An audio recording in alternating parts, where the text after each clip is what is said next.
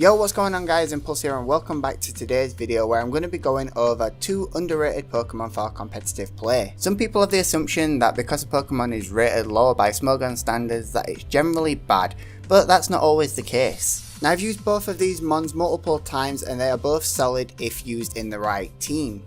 So I really encourage you to give them a try at some point. If you enjoy this video, don't forget to mash that like, share and subscribe button, and also click that notification bell.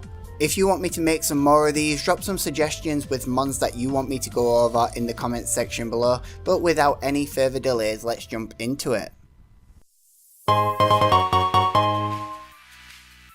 So the first mon on this list is going to be Cresselia. It's a mon that I've used ever since 4th gen and it's a really good mon. It has access to some cool stuff and I'm going to go over that in a little while, but first let's go on to its stats and such. Bringing it up, you can see that its base stats right there are 452, which is not that impressive, but it has a very good speed stat at 112, bringing its speed up to 355 on a plus nature. As we look down as its type, we can see that it's a normal type, so it's obviously only got 1 weakness to fighting and 1 immunity to ghost, which means it'll fit easily in any team. Going back up to the stats, with a 112 base speed, it's going to be able to outspeed Pokemon such as Gengar, Latias, Latios, Mega Latias, Mega Latios, Mega Gallade, Mega Diancie, Mega Charizard X and Y, Mimikyu, and a whole lot more. It even outspeeds Katana, Garchomp and Staraptor if they are not holding a Choice Scarf. So it is very good on the speed side of things. Its attack is 82 base, which is okay but not fantastic, but where this mon really shines is with its ability Defiant. If you didn't know, Defiant's the ability that lets your mon get +2 attack if one of its stats are lowered, and there are 3 main examples of this. The first, having its speed lowered by sticky webs, would give it a +2 attack, which is not ideal.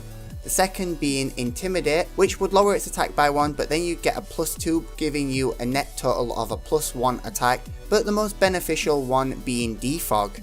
Having your evasion lowered by 1 and having your attack increased by +2 is the best case scenario. So with Cresselia not being used very much, not everyone will know about this. So predicting a defog and bringing it in at that moment in time would be the ideal case. So the set I'm going to recommend is the one that I've been using since Generation 4, since I started using this mon. It didn't have Defiant back then, but it does now, which makes it even better. So the moves it's going to have is that Stab Fake Out for priority, get rid of those fast mons. It's going to have Return for the maximum amount of damage. Of course with that stab it'll need that max happiness as well if you're playing on DS. It's also going to have Knockoff to take care of threats such as Mew, get rid of items and provide some support. And it's also going to have U-Turn, which is used to pivot against the mons that it can't particularly do too much against, just to get you out of there. As we've already seen, it's really fast, so it can get it off and move out quickly. We're going to be running a Jolly Nature for that maximum speed. And as for the item, we're going to be using Lumberry because a lot of mons are going to want to cripple you, such as Will-O-Wisp to cut your attack in half, Thunder Wave to cripple that speed, or Poison to put you on that timer, and it basically gives you a free turn. Quickly using Mew as an example, it uses Defog on the turn we come in, we get a +2 attack, and then we could knock off if it's fully invested into defense. We do 55 to 65% of its HP. If it's not invested into defense, then we do 67 to 90%, meaning that the second attack could be return, and we do over 50% with that, scoring that guaranteed KO either way. So it's really nice. And if it tries shenanigans trying to burn you on that turn that you knock it off, it basically wastes it because the Lumberry pops and boom, it's a dead Mew. So yeah, it's really nice, it works well, and I highly recommend that you give it a try. The next mon I'm going to go over is Cresselia. It's a mon I started using again in 4th gen and I've used it a lot, and it can even hold its own easily today in OU competitive. There are a number of sets that you can use with this one, but the one that I'm going to recommend later is one that is a bit more versatile and can fit into all teams. If we move on, we're going to see its base stats are really good.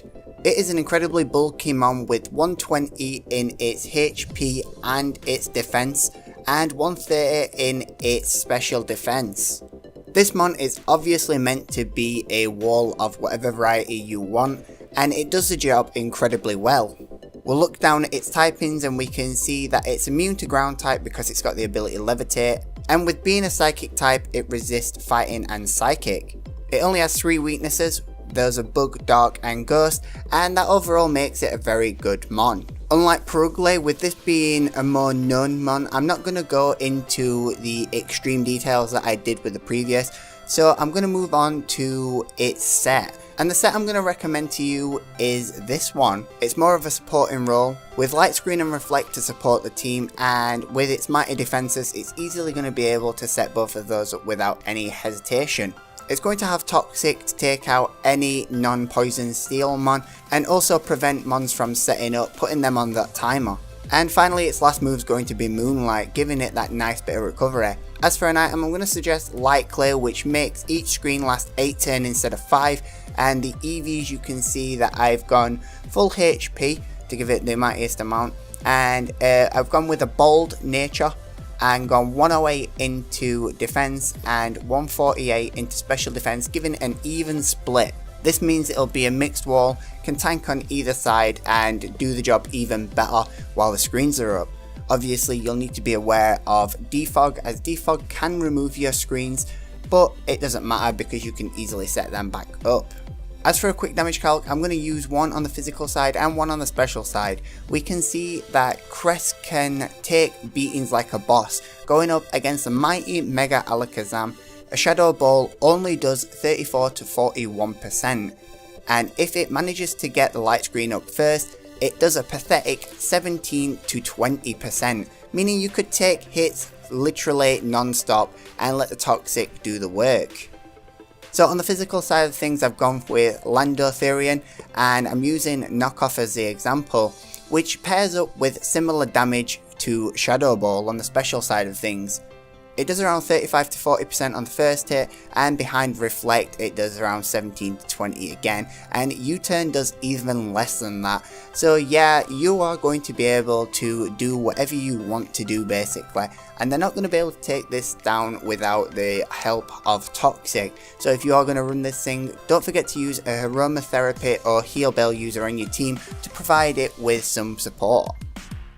Anyway, that's all I've got for this video, as it was a tester for a new series that I'm thinking about doing, so please leave me some feedback in the comments below, and I will catch up with all of you later. If you did enjoy this, don't forget to mash that like, share and subscribe, and I will see you guys in the next one. Laters!